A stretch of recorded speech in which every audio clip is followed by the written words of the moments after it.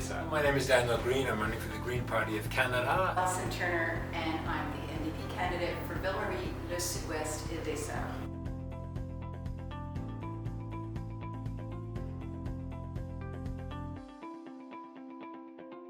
An NDP government would work with our First Nations on a nation-to-nation basis. We need to reestablish the trust, lines of communication, in order to ensure that conditions in which First Nations are living can improve. The NDP would first, within the first 100 days of forming government, create a commission of inquiry to look into and examine the plight of Aboriginal women, the assassinated and disappeared women. The NDP would also sign on to the UN Declaration of Indigenous Peoples' Rights, something that Canada surprisingly hasn't done yet. And the NDP would make sure that the infrastructure, physical infrastructure of First Nations is improved by increasing the amount of money that goes towards roads, housing, and drinking water. First of all, we have to change our relationship with Canada's First Nations, Métis and Inuit. Up to now, under the Indian Act and under various programs, First Nations have not had their place in the Canadian discussion. The Green Party of Canada, looking at what Australia did, is proposing to have First Nations, Métis and Inuit part of the Canadian structure. We are proposing the creation of the Council of Canadian Governments. Part of these governments will be the provinces and the First Nation communities across Canada. Essentially, we will treat First Nations as we treat provinces, with the same consideration and the same rights.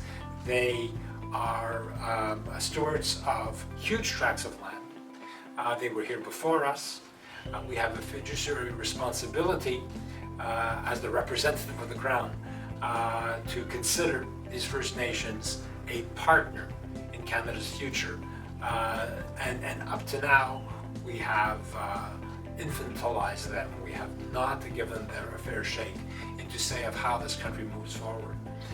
By doing that, clearly, the relationship between the Government of Canada and the First Nations will, of course, oblige us transfer payments and to increase the horrendous situation of housing in the north and in Indian reservations.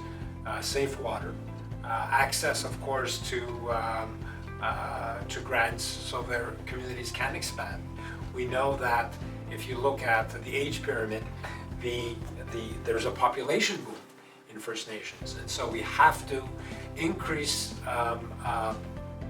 education, specifically post-secondary education in our Native communities, so they can be part and parcel of a Canadian mosaic, which they are not now. One issue dealing with First Nations that is particularly concerned to me is seeing what happens specifically to Inuit in Montreal. We are seeing Inuit homelessness on this in Montreal. These are Inuit coming from Quebec's north, leaving Quebec's northern communities because of housing problems, overcrowding, familial violence, coming to Montreal, and literally we are creating a population of refugees in their own land. This is why we have to deal with Inuit homelessness here on the island of Montreal.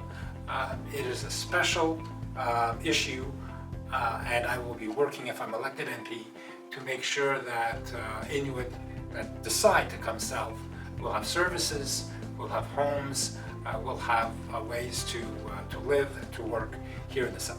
The plight of our Aboriginal peoples is something that has been addressed both in the media on a number of levels.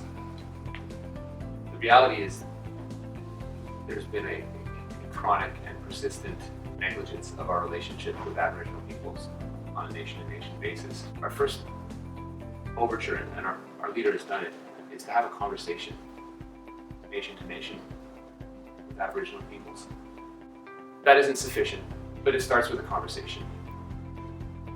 When you talk about education, we've committed to a a multi-year, multi-million-dollar investment in First Nations education, starting from kindergarten all the way up to grade 12, to the tune of $500 million a year, growing to $750 at the end of the first term as a concrete commitment to the Aboriginal peoples living in Canada.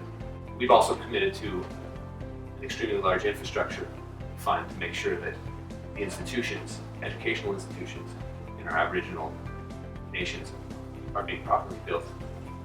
We've also undertaken not a heavy hands-on relationship, but really, as I've mentioned before, a nation-to-nation respectful relationship of our Aboriginal people, something the Harper government has been found wanting and lacking in that nature. They want to have an overhanded approach to that relationship, and they've gotten the expected kickback from the Aboriginal peoples.